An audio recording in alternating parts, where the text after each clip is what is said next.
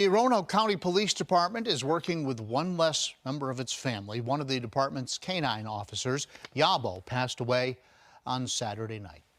10 News reporter Arisha Jones learns more about what the dog meant to the department. Yabo was one of 6 K-9s and known as one of the most seasoned and experienced in the department.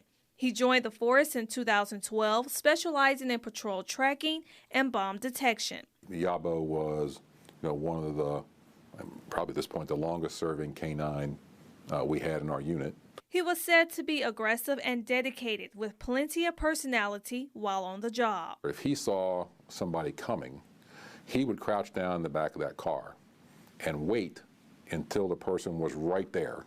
And then he would jump and start barking, because it would usually cause somebody to jump practically out of their skin.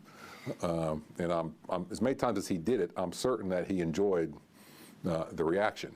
The 9-year-old K-9 worked side by side with his handler, Officer K. Stickley, for 7 years until the day he died. His partner took him to an emergency veterinary hospital where they realized he had a terminal mass on his chest.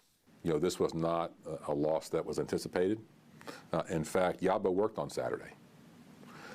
There had not been any outward signs that he was in any kind of medical distress until later Saturday evening. He passed peacefully, surrounded by his family. Chief Hall says the department is still trying to figure out the best way to have a memorial service for their beloved K-9. In Roanoke County, Arisha Jones, 10 News, working for you.